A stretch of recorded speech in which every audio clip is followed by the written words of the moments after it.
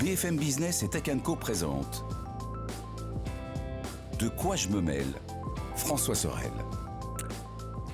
Et un grand bonjour à toutes et à tous, très heureux de vous retrouver comme chaque week-end pour De quoi je me mêle, votre rendez-vous tech du week-end sur BFM Business, vous le savez, dès le vendredi soir, et puis le week-end, donc samedi et dimanche, en rediffusion à la radio, à la télé, et en avant-première, podcast audio dès midi le vendredi, et aussi sur la chaîne YouTube de BFM Tech. Et je vous rappelle que le podcast audio vous propose quelques minutes supplémentaires avec notre module bonus. Au sommaire de ce De quoi je me mêle, tout à l'heure, on va parler d'un sujet qu'on n'a jamais évoqué dans De quoi je me mêle, qui me tient un peu à cœur, et c'est pour ça que je voulais vous partager tout cela avec vous. C'est le flipper, en fait. Parce que le flipper, aujourd'hui, c'est à la fois un produit d'ingénierie incroyable, avec énormément d'électromécanique, mais aussi beaucoup d'informatique, de connectivité, et on en parlera avec quelqu'un que je connais très bien, qui est un ami, il s'appelle Guillaume Faux, et qui est entrepreneur, et qui, quand il a du temps, teste des flippers, raconte son histoire. Il est devenu même influenceur flipper, et il sera avec nous pour nous raconter l'histoire du flipper et les avancées technologiques aujourd'hui. Je vous rappelle le hashtag DQJMM si vous voulez réagir à tout ce qu'on raconte sur les réseaux. Un grand merci d'être là, bienvenue à vous toutes et à vous tous. De quoi je me mêle sur BFM Business et Tech Co. Et pour débuter ce De quoi je me mêle, évidemment, le club de la presse IT avec Anthony Morel qui est là. Salut François. Ça va Anthony ? Ouais, ça va très bien. Est-ce que tu vas écouter tout à l'heure notre rendez-vous flipper ? Ah mais ça me passionne, figure-toi. Alors j'y connais rien en flipper, je connais ta passion pour les flippers parce qu'à chaque fois qu'on va au CES de Las Vegas, je vais au stand. Il y a un gars qui fonce direct sur le stand flipper, c'est François Sorel, donc, parce qu'il y a toujours des marques de flippers. Exactement, et des nouveautés qui sont présentées au CES, c'est vrai. Et c'est vrai que esthétiquement ça m'a toujours fasciné, j'y connais pas grand-chose, mais alors le métier d'influenceur flipper, je dois dire, j'ai hâte de découvrir ça. Ouais. Mais il a énormément de followers et tout ça, il nous racontera tout ça, Guillaume Faux. Tiens, et on a Gonzague d'Ambricourt. Salut Gonzague. Messieurs, salut. Pas influenceur flipper. Non, influenceur un peu quand même. Hein, c'est vrai que tu fais pas mal de vidéos. Enfin voilà, tu as une communauté et tu partages ta passion de la tech avec ta communauté. Mm-hmm. Et tu es aussi à la tête d'une boîte qui s'appelle Bouche Cousue, qui est spécialisée dans les réseaux et que je vous conseille. Tiens, vous êtes une entreprise, vous voulez avoir un réseau petits oignons, un Wi-Fi parfait partout. Gonzague, c'est son métier en fait. Il fait ça tout le temps. Voilà, on referme la parenthèse. Flipper ou pas ? Pas du tout. Pas du tout. Mais passionné par l'aspect effectivement mécanique, etc., qui depuis des années est complètement fou. Et ça me rappelle même, dans un registre différent, les stations de métro où on pouvait, tu sais, cliquer sur 2 stations et que ça fasse le chemin. Oui, c'est génial ça. Quand tu étais gamin, tu appuies tout le temps sur ces boutons-là. Exactement, c'est un peu la même énergie d'avoir, à une époque où l'informatique n'était pas du tout développée, voire inexistant, créer ce genre de choses. Je trouve ça très fort. J'ai fait du flipper quand j'étais petit, on en avait un au bureau, mais je ne me dirais pas passionné. Voilà, mais c'est vrai que les petites lumières, les petits boutons qu'il faut appuyer, tout ça, c'est quand même incroyable. C'est fascinant. Ouais. Alors, dans l'actu, on a plein de choses à vous raconter cette semaine et on va débuter par la réparabilité des appareils tech. Vous savez qu'il y a des études qui sont faites régulièrement sur ça. Et il y en a une qui vient de tomber. Et forcément, ça nous intéresse. Ah oui, parce qu'on a les bons et les mauvais élèves. On aime bien donner des notes. Ah là là là là. Ouais, et pour une fois, alors les gens qui nous disent vous êtes pro Apple, etc. Là, on va dire là, on va dauber parce que franchement, c'est les pires du pire du pire. En tout cas, si on en croit ce classement. Alors, pour remettre un petit peu de contexte, c'est le PIRG, c'est aux États-Unis. C'est une grande association qui fédère des associations de consommateurs. Donc, c'est un peu 60 millions de consommateurs, mais encore beaucoup plus gros. Oui, d'accord. Très puissant, j'imagine. Ouais, voilà, c'est ça, très puissant. Et ils travaillent beaucoup sur les sujets justement liés à la réparabilité, la durabilité des appareils électroniques. Et donc tous les ans, ils publient ce rapport qui est assez intéressant. Et alors, pour la petite anecdote, pourquoi est-ce que je le trouve particulièrement croustillant ce rapport ? Parce qu'il s'appuie pour ses critères de réparabilité sur les critères français, sur notre indice de réparabilité à nous. Ça alors ? Mais oui, parce que la France, alors je suis le premier à le critiquer, mais qui est le champion du monde de la réglementation, de mettre des normes, des réglementations, etc. Le fait est qu'on a aujourd'hui des critères qui sont extrêmement précis pour juger du degré de réparabilité d'un ordinateur portable ou d'un téléphone, à tel point que les Américains, qui eux sont beaucoup dans l'innovation, mais moins dans l'encadrement, utilisent nos normes. Donc voilà, petit cocorico, je ne sais pas si on peut s'en réjouir, mais en tout cas, ils ont fait ce classement en utilisant les normes françaises, ce qui est intéressant. Ouais, pas mal. Et donc, ils ont noté toutes les grandes marques, tous les grands fabricants d'ordinateurs portables et de smartphones. Je vous donne le classement et puis ensuite on en discute. Je vous donne les critères quand même d'abord peut-être. Donc les critères qui étaient retenus, c'était la facilité de démontage des appareils, la disponibilité des pièces détachées, le prix des pièces détachées, les types de fixation, les outils nécessaires et les durées des mises à jour logicielles. Et donc quand on regarde le classement en prenant en compte tous ces critères, sur les ordinateurs portables, le meilleur élève, c'est Asus. Asus, ils ont B+, donc c'est des notes qui vont de A à F, à l'américaine. Hein. Donc Asus, ensuite Acer. Et ensuite, alors après, il y a le ventre Donc mou. deux Taïwanais, paf. Deux Taïwanais directs. Ensuite, HP, Dell et Samsung et Microsoft, qui ont tous B, B-. Et ensuite, les derniers de la classe, c'est Lenovo, C et Apple, C-. Voilà, donc les pires, c'est Apple pour les ordinateurs portables et pour les téléphones. Wow. Les meilleurs, c'est Motorola avec un B+. Ensuite, on a Google avec les Pixels, C-, Samsung avec un D et Apple, encore une fois, avec un D-. Alors, il n'y a pas les... Je le note en passant, j'y avais pas pensé, mais il n'y a pas toutes les marques chinoises. J'ai pas l'impression qu'il y ait tout ce qui est Oppo, etc. Donc, ils n'ont peut-être pas... Mais parce que Oppo n'est pas distribué aux États-Unis, tout Ah, simplement. mais oui, très bonne remarque. J'avais pas pensé. J'avais pensé de mon point de vue d'Européen, mais Et en voilà, fait, aux États-Unis. comme c'est aux États-Unis, il y a très peu de marques chinoises. C'est Il n'y a pas de exactement ça. Xiaomi, C'est etc. exactement etc. ça. Donc voilà, alors ce qu'on constate en tout cas, c'est qu'Apple est dernier de la classe sur les deux classements. C'est un peu comme fait iFixit, vous savez, vous les connaissez, alors, iFixit. tu m'as totalement inspiré ça, même pendant la discussion, de se dire ça a créé ce business à l'époque, la possibilité de démonter son smartphone, Mais ouais. de changer des pièces soi-même. Et eux avaient sorti tous les outils. Et donc ça vient dans le critère, la grille que tu as évoqué. C'est le besoin d'avoir des tournevis spécifiques. Bien parce sûr. que Apple et certains autres fabricants s'étaient mis à sortir du Torx et autre chose pour faire des fixations propriétaires, parfois de la glu, tout un tas de choses qui impactent le côté réparable ou non d'un produit. Ouais. Et ça a créé une industrie entière. Hein. Ouais. C'est exactement Il ne ça. faut pas confondre quand même la réparabilité, la fiabilité, parce que c'est vrai que... Oui. On avait fait aussi d'ailleurs. Je veux dire, on peut faire on peut mélanger les deux. Hein, Tout à fait. attention. Non, tu as tout à fait C'est raison. vraiment la réparabilité, c'est quand il vous arrive un problème avec votre téléphone, vous voulez le démonter. Bah là, vous regardez ce tableau, vous comprenez que Ça va être pour galère. Apple, ça va être compliqué. Ouais. C'est exactement ça. C'est un point qui est très important et tu fais bien de le souligner parce que c'est même paradoxal. Parce qu'en réalité, en termes de fiabilité, Ouais. Apple est plutôt très bien noté. Ouais. Enfin voilà, objectivement, encore une fois, il y a des classements qui sont réalisés assez régulièrement, que ce soit sur les mises à jour logicielles qui durent assez longtemps, et puis en fait, statistiquement, il y a moins de chances qu'un iPhone, par exemple, tombe en panne par rapport à d'autres marques. En moyenne, encore une fois. Mais le jour où vous avez un problème ou le jour où vous renversez un café sur votre MacBook et que vous devez le réparer, là, ça devient J'ai cette extrêmement image dans la tête, c'est compliqué. horrible. Ouais. C'est arrivé ici. Mais alors, ma question, c'est est-ce que c'est la réparabilité par le client final ou c'est la réparabilité au global? Parce que moi, je m'imagine même pas démonter mon smartphone ou mon ordi. Alors, Non. c'est un peu les deux. C'est-à-dire que ce qu'ils considèrent compliqué, c'est le fait qu'on puisse pas démonter son téléphone, ce qui est devenu extrêmement compliqué. C'est le principe de sérialisation des pièces, c'est-à-dire le fait que les pièces du téléphone le capteur soient Face couplées. ID Voilà. que tu peux pas utiliser. Exactement. C'est couplé en fait à ton téléphone et donc tu peux pas non plus utiliser de pièces tierces et ça le rend très compliqué à réparer chez un réparateur tierce. Donc c'est difficile du point de vue de l'utilisateur final s'il veut essayer de réparer lui-même, mais c'est aussi compliqué pour des réparateurs indépendants hors de l'écosystème Apple. Donc c'est pour ça qu'ils sont mal notés par rapport à d'autres. Alors ce qui est intéressant, moi ça m'a rappelé, parce que tu dis effectivement c'est compliqué de réparer son téléphone et je ne m'y risquerai pas moi non plus, mais je ne sais pas si vous vous souvenez, il y a 2 ou 3 ans, on en avait parlé d'ailleurs, Apple avait lancé, et Samsung aussi d'ailleurs, un dispositif qui permettait de se faire livrer à la maison un kit de réparation. Et vous receviez... Non mais c'était un Mais sketch en fait. quelle blague ce truc-là. On recevait à la maison... Mais tu recevais une énorme valise, C'est un ça. truc, mais improbable. Quoi. 20 kilos avec tout le matériel à Laisse l'intérieur. tomber. Donc, en gros, l'idée, c'était de dire oui, on favorise la possible. réparabilité, c'est possible, mais Mais allez-y, évidemment, amusez-vous, vous allez rigoler. amusez-vous. Évidemment, personne ne va le faire, quoi.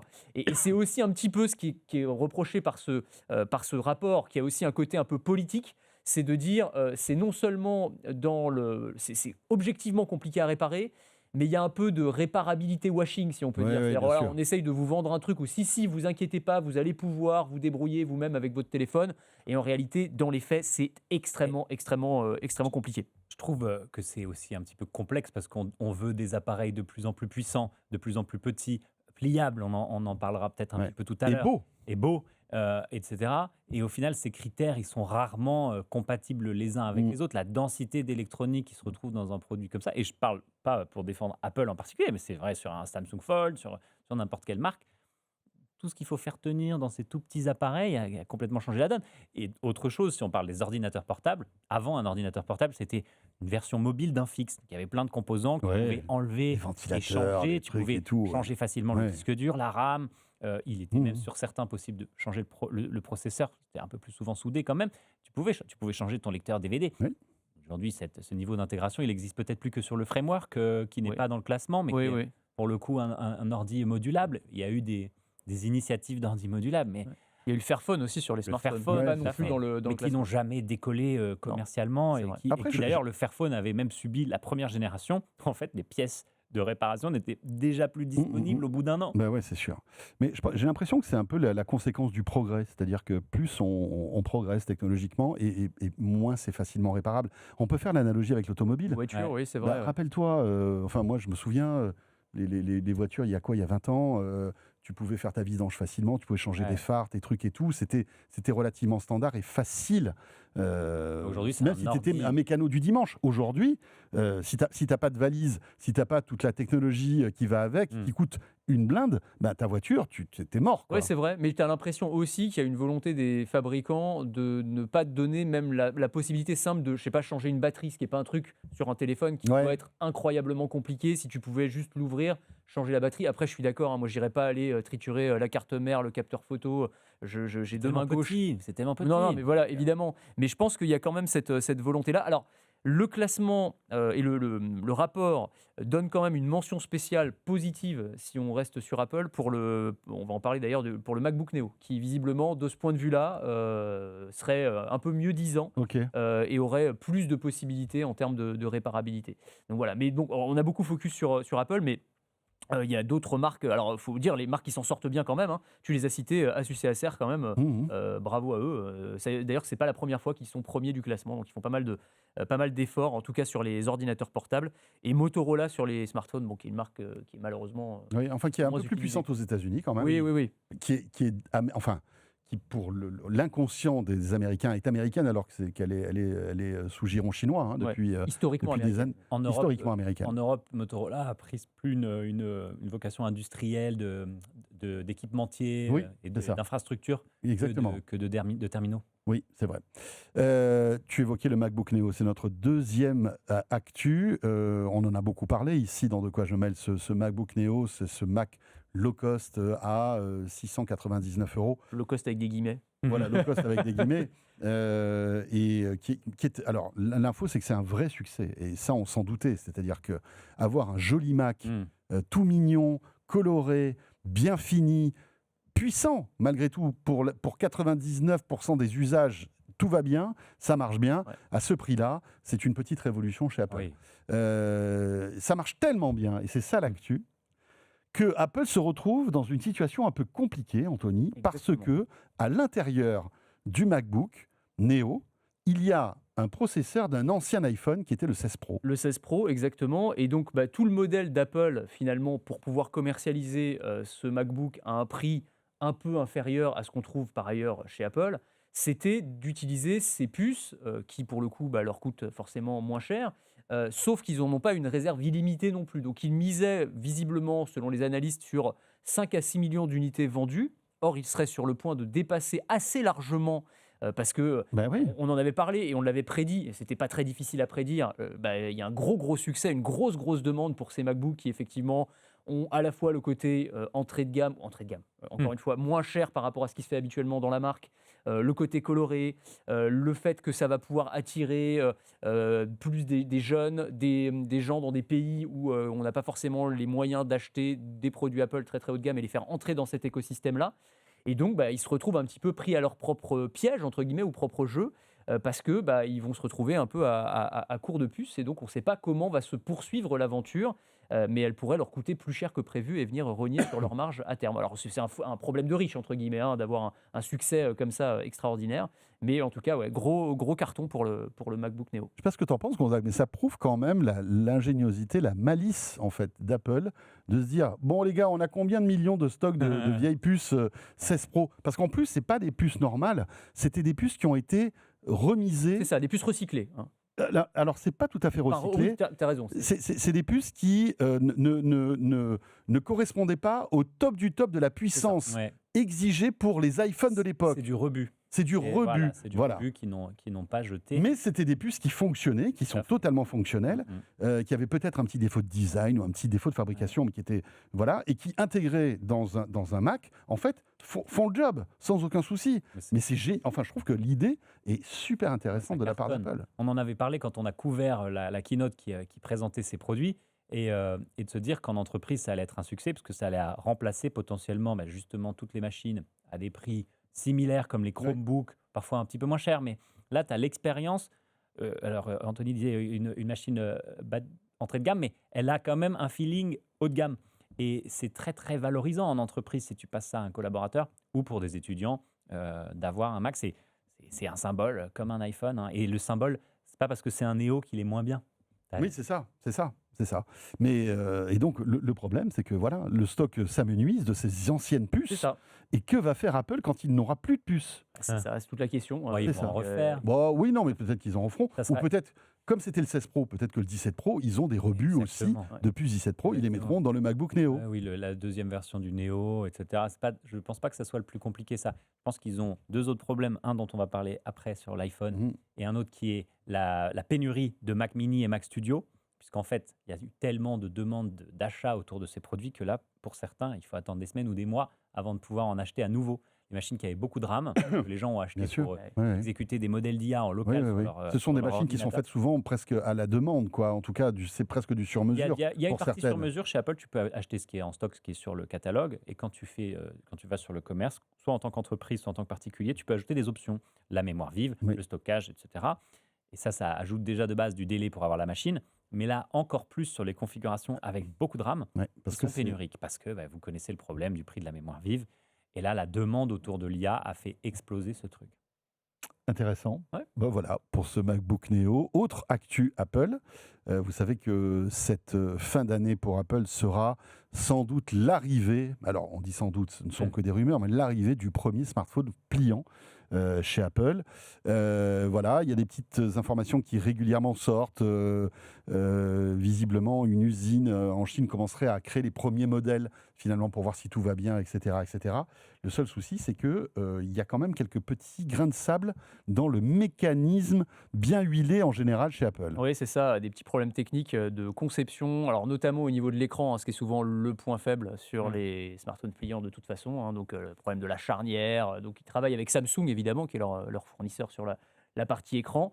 Mais visiblement, joli business pour Samsung d'ailleurs, tu te rends compte ? Énorme. Enfin bon, ils travaillent énormément avec Apple. Mais... Énorme business, bien sûr. Sachant que, alors, ils ont fait des tests en fait sur plusieurs modèles, on en avait parlé, mais ils avaient testé dans un premier temps un téléphone en mode clapet, clamshell.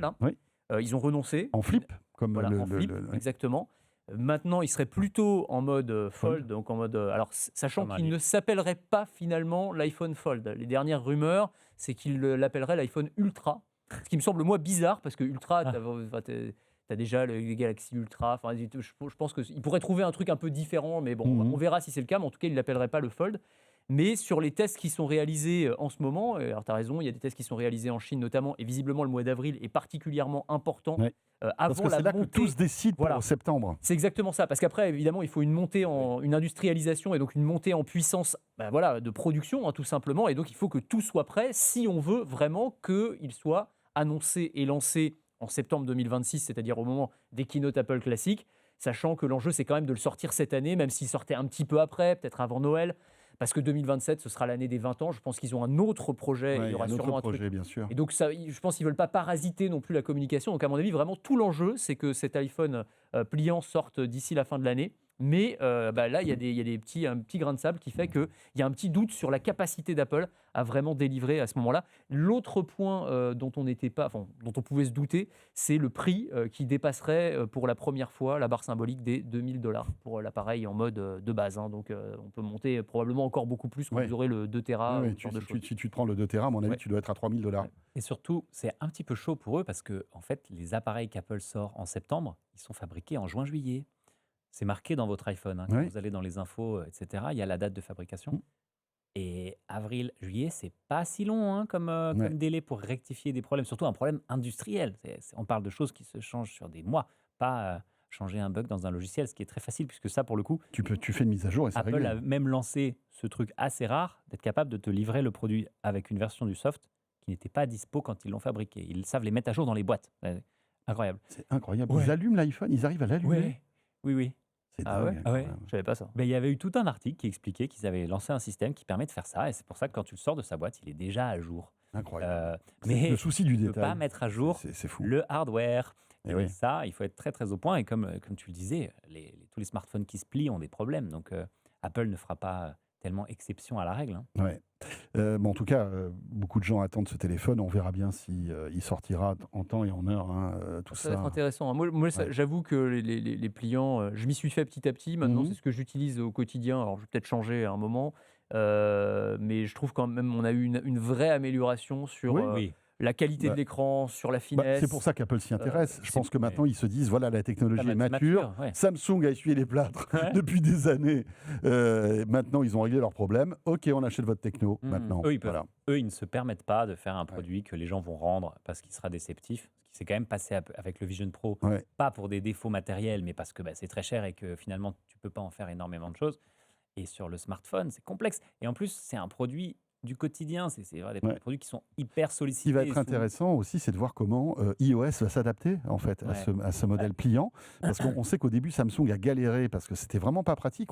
En fait, il y a plein d'usages nouveaux qu'on peut avoir avec un téléphone pliant, mais il faut adapter iOS Ouais. à ça. Mais Et ça va être intéressant de voir si à la WWDC, oui, on va en parler ou pas. oui, parce qu'en fait, iOS est déjà en partie fait pour ça. Pas pour le pliable en particulier, mais pour la gestion de la redimension des éléments. Et notamment, depuis que tu peux faire des apps iPhone qui marche sur iPad, iPad qui marche sur Mac, etc., cette notion de multiples tailles d'écran, elle est déjà beaucoup plus intégrée dans la façon dont ils demandent aux gens de développer Oui. les apps. C'est Ça veut presque pas dire que- automatique en fait. Voilà, ça ne veut pas dire que tout le monde le fait bien, parce que c'est assez complexe. Ouais, hein. ouais. Quand les gens ont commencé à développer sur iOS, il y avait un format d'écran, puis maintenant il y en a plein. Mais c'est inclus Mmh. dans iOS, D'accord. iPadOS, Ouais. etc. Donc là, tu vas avoir un entre-deux de ces deux systèmes d'opération. Ça, je compte sur eux parce que c'est l'un des points faibles, je trouve, des modèles aujourd'hui sur le marché. Enfin, moi, j'utilise les Pixels. Et pour le coup, il y a vraiment plein de moments où tu passes en mode plein tu écran l'ouvres. et ça fonctionne pas, quoi. Enfin, tu vois, si tu regardes une vidéo, tu as des Ouais. bandes noires en haut, en bas. Il y a des jeux vidéo, il te manque un bout de l'écran. Et c'est vrai que pense tu te dis, c'est pas optimisé. Ça devrait être optimisé, y compris sur des blockbusters. Hein, j'insiste là-dessus. C'est pas le genre des petits jeux indépendants ou quoi. Donc tu te dis, ça, ils auraient dû y penser dès la conception. Je pense que Et donc j'espère que pour le coup, ce sera tu plus vas au point. vraiment, à mon avis, être à l'intersection entre iOS et iPadOS, et qui est donc que quand il est fermé, il est en iOS, et quand il s'ouvre, il passe en iPadOS qui gère le fenêtrage, le Mhm. redimensionnement, Ok. etc. Et ça va être intéressant aussi de voir comment les développeurs s'accaparent tout ça, parce que Ouais. les développeurs vont pouvoir peut-être s'amuser et Oui. créer par exemple des jeux avec un double écran. Ouais, mais c'est des- compliqué, pardon, je te coupe, mais parce que tu développes pour une niche. Et donc, Oui, mais aujourd'hui, mais qui te dit que demain bien sûr, mais demain, tout le monde n'achètera pas un iPhone à Non. 2000 euros et c'est pas prêt de passer sous cette barre qui est quand même, parce que c'est un appareil qui coûte beaucoup plus cher à faire. Et sur le nom Ultra, moi j'y crois un peu quand même parce que, regarde, il y a la Watch Ultra. T'as la Watch Ultra, oui, c'est vrai. Et Ouais. why not? Je sais pas pourquoi j'ai pensé directement à Samsung, moi, mais en fait, ils ont tous appelé leur téléphone la Watch Ultra. Ultra. Pour le coup, on parlait du Neo qui n'est pas un différenciant de possession matérielle puisque c'est un Mac, il y a le logo et tout ça. Mais la Ultra, c'est un différenciant. C'est pas une montre qui est portée que par des gens ultra sportifs. C'est des gens qui veulent montrer, regardez, j'ai le modèle qui coûte cher. Oui, c'est vrai, c'est vrai. Un côté Et, marqueur. et Bah, moi, je crois beaucoup. Un Alors, iPhone qui se déplie raison. en deux, c'est Ouais. hyper matérialiste comme Ouais, symbole. bien sûr, bien sûr, bien sûr. Ça, je pense qu'il y a un vrai sujet de différenciation Ouais, sociale. C'est Où, l'iPhone voilà, tu veux ultra riche. avoir le. Ouais, c'est ça. Ouais, c'est ça. Ultra riche. Ultra volable aussi, à mon avis. Hein, parce que quand on te voit dans la rue avec le truc, l'iPhone pliable, à mon Oui, avis, mais celui-là, il va c'est- falloir bien le. C'est tellement chiant maintenant Ouais. de ce que Il y a tellement de les- sécurité, ouais. de choses comme ça. Voler un iPhone, enfin même, je pense que c'est chez Samsung, c'est pareil. Hein. C'est compliqué. Hein, après de Et tu as toute une industrie de la tromperie autour du déverrouillage iCloud. Ouais, c'est ça. Tu reçois des textos qui ressemblent à ceux d'Apple Oui, pour te faire enlever le lock Apple. Ouais. C'est dire que ça fonctionne bien si des gens ont monté une Bien sûr. industrie parallèle. Bien sûr. Et puis après, il y a tout le marché des pièces détachées, bien Ouais. sûr, qui est assez lucratif. Toujours dans le monde du smartphone et du côté de chez Samsung, cette info intéressante, Anthony. Samsung qui innove avec leurs écouteurs. Oui, tout à fait. Alors en fait, ils ont lancé une application, en l'occurrence, qui transforme les écouteurs, les leurs, mais pas seulement, ça qui est intéressant, et qui leur permet de lutter contre le mal des transports. Donc c'est une application que vous pouvez télécharger, hein, elle a été lancée, elle est gratuite, ça s'appelle eRapy, donc Hearapy. Et cette application, eh bien, elle est connectable. Alors, elle est optimisée, dit Samsung, pour les Galaxy Buds 4 Pro, mais en réalité, elle fonctionne avec n'importe quels écouteurs et n'importe quel casque. Ok. Et en fait, ce qui va se passer, c'est qu'avant de prendre la voiture, pour les gens qui sont un petit peu sensibles au mal des transports, moi c'est mon cas par exemple. Pareil. Voilà. Donc tu mets beaucoup les Parisiens. Après, je pense qu'on a moins l'habitude de prendre la voiture. Et du coup, quand tu fais des longs trajets, moi c'est à chaque fois quand je rentre, il me faut 2-3 jours pour me réhabituer. Et après, ça va bien. Mais au début, c'est un peu compliqué. Quand tu es habitué aux longues lignes droites du métro, c'est plus, voilà, c'est pas pareil. Et donc en fait, en gros, tu mets les écouteurs. L'application va envoyer un signal audio de 100 Hz dans les écouteurs qui va venir stimuler l'oreille interne. Parce qu'en fait, pourquoi est-ce qu'on a le mal des transports ? Parce qu'il y a un décalage entre ce que tes yeux voient et ce que ton cerveau perçoit, et puis l'inertie de ton corps. Et en fait, c'est l'oreille interne perçoit ce décalage. Il y a un bug. Il y a un bug, exactement. Et ça crée un malaise, en fait. Et ce que va faire le signal sonore, c'est qu'il va venir stimuler l'oreille interne et ça va venir annuler, entre guillemets, le bug. Alors, c'est basé sur des travaux de recherche de l'université de... Est-ce que c'est Nagoya ou est-ce que c'est Tokyo ? De Nagoya, voilà, absolument. C'est des chercheurs qui ont travaillé là-dessus. Et donc, ils ont lancé cette application, alors qui a l'avantage d'être gratuite en plus. Et de... ça marche que sur Android, j'imagine. Oui, ça fonctionne que sur Android. Mais c'est avec n'importe quel écouteur ou casque. Donc, c'est en fait, pas mal. Il faudrait, si tu arrives à balancer du 100 Hz sur tes écouteurs, ça devrait marcher. J'imagine que ça devrait fonctionner. Ouais, je pense que c'est un tout petit peu plus compliqué, mais ça doit être quand même portable sur d'autres plateformes, puisque une fois que tu as le principe, c'est pas un truc matériel. C'est du son, en fait. C'est pas matériel. Donc, Mais moi, j'ai trouvé ça intéressant parce que je trouve que ça entre dans cette logique de, tu sais, donner plein de fonctionnalités supplémentaires aux écouteurs qui se sont transformés au fil des années. Assistance auditive. C'est ça. Maintenant, enfin, tu vois, les écouteurs qui, il y a encore quelques années, c'était pour écouter, comme le téléphone qui servait à téléphoner. Traducteur simultané. Et voilà, des trucs qui te semblaient vraiment de la science-fiction. C'est ça, la traduction simultanée, c'est quand même magique. Tu as raison, l'aide auditive, je pense que c'est un bon exemple aussi. Il y a des fonctionnalités maintenant de capteurs cardiaques, des fonctionnalités sur lesquelles les fabricants réfléchissent, de capteurs de posture aussi, qui vont te dire si tu te tiens bien pour éviter les problèmes de mal de dos à long terme. Là, l'utilisation pour lutter contre le mal des transports. En fait, on peut ajouter plein de petites fonctionnalités supplémentaires qui vont venir donner en fait une richesse à ces écouteurs, alors qui ne sont pas toujours donnés, c'est vrai, mais qui pour le coup, sont beaucoup plus que simplement un appareil pour écouter de la musique ou écouter des podcasts. C'est aussi un différenciant commercial que de dire c'est pas juste un écouteur, ça fait ça et ça. C'est clair. Pourquoi j'achèterais celui qui coûte 50 € ou 100 ? Celui de 100, il fait 3 fois plus de choses. Ouais. Mais là, en tout cas, j'imagine que l'intérêt du côté de Samsung, c'est de vendre le fait que le Galaxy, que les Buds 4 Pro, c'est le top du top pour bénéficier de cette fonctionnalité. Mais sinon, ils n'avaient pas forcément d'intérêt particulier à lancer cette fonctionnalité-là, qui est encore une fois complètement gratuite. Après, je pense que ça a touché pas mal de monde. Hein. Ah oui, c'est sûr. Le mal des transports, c'est beaucoup. Hein. Et puis, il y a des gens qui ont... Enfin, moi, c'est qu'en voiture, par exemple. Quand les routes sont un peu sinueuses, là, c'est une catastrophe. Il y a plein de gens qui ont le mal des transports dans l'avion, par exemple. Partout. Dans le train. Dans le train. Bateau. Alors, je ne sais pas si ça fonctionne pour le mal de mer. Je ne suis pas certain. Je pense que c'est autre chose. C'est ce que tu disais, c'est lié au défilement du paysage et la façon dont ton corps perçoit les changements, c'est l'oreille interne, etc. Et donc, en fait, je m'auto-contredis, mais il y a peut-être un aspect matériel avec la gestion de l'annulation acoustique et de la moduler selon la situation dans laquelle tu te trouves. Peut-être. Parce que ça aussi, en fait, quand on t'isole totalement de l'extérieur, c'est comme quand tu vas dans une chambre anéchoïque, les chambres qui suppriment complètement le bruit, tu es très mal.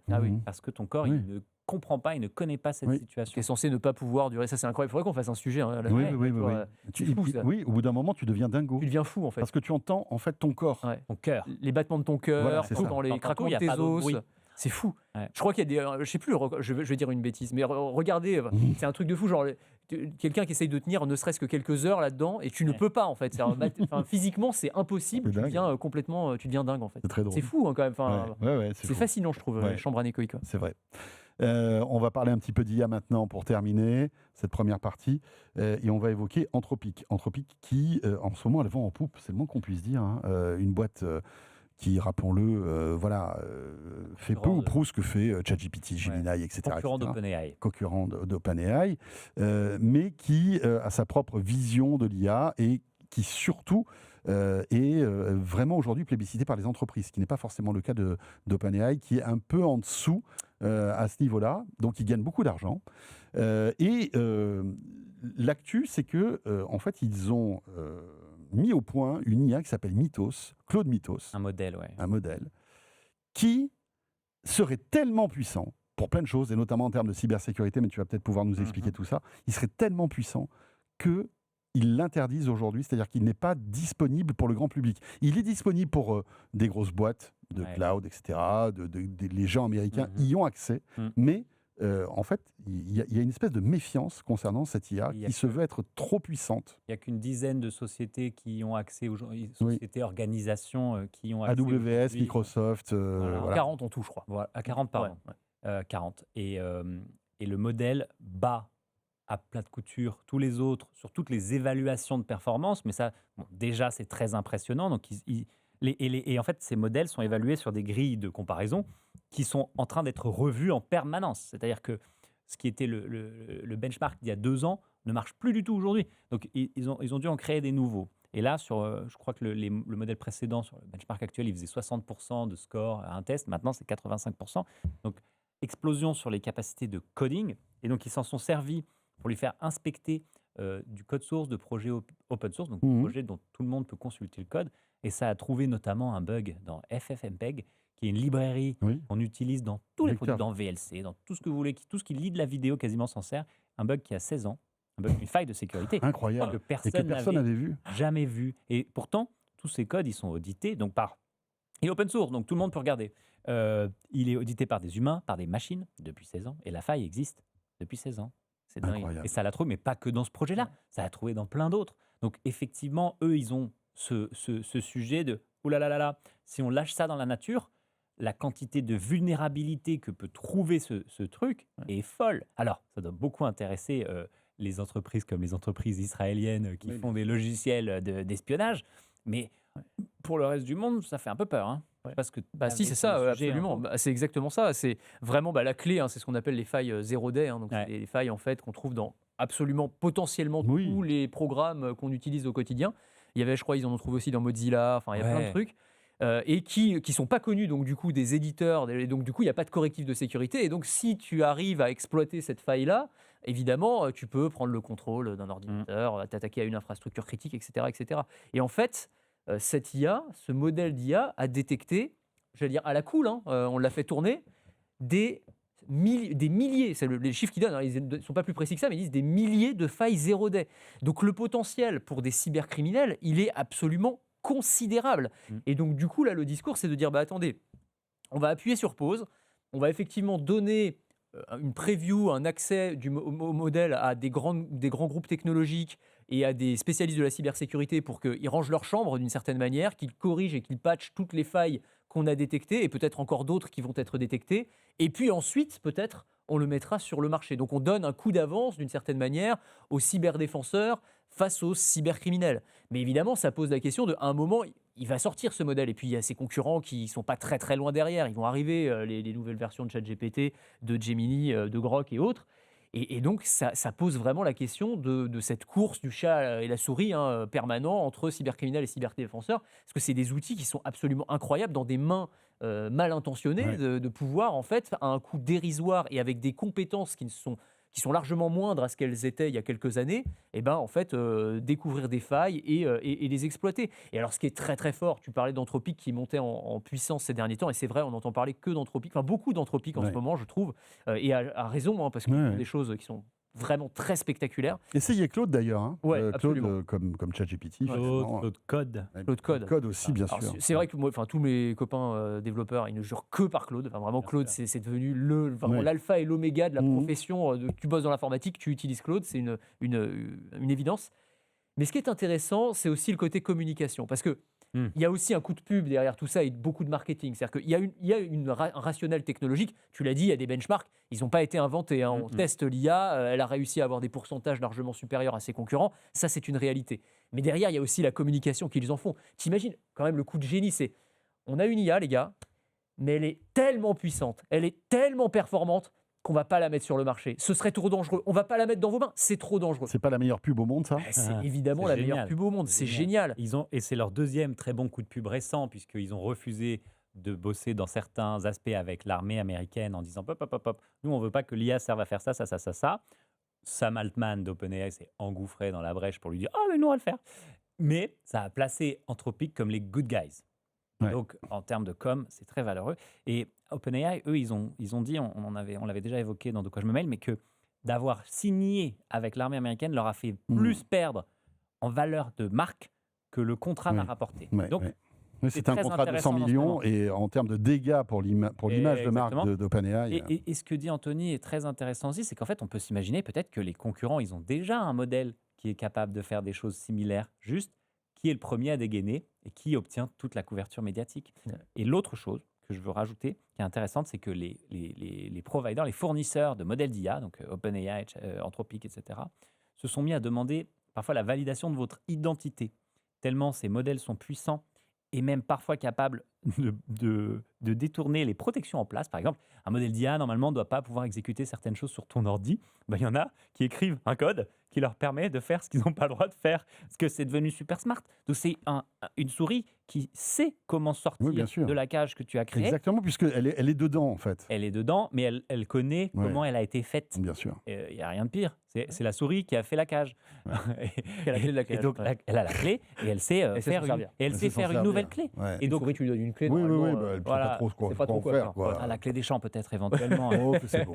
Mais Mythos, c'est ça, fois 100. Et après, il y aura un autre problème, c'est combien ça coûte à utiliser. Vertigineux tout ça. Merci beaucoup à tous les deux pour ce De quoi je me mêle, cette première partie. On vous retrouve dans quelques minutes après notre rendez-vous Flipper Guillaume Faux pour le petit module bonus exclusivement pour vous qui nous écoutez et qui êtes en audio. Merci beaucoup à Gonzague d'Ambricourt et à Anthony Morel. Deuxième partie de ce De quoi je me mêle tout de suite. On va parler Flipper, donc avec Guillaume. À tout de suite. De quoi je me mêle sur BFM Business et Tech & Co.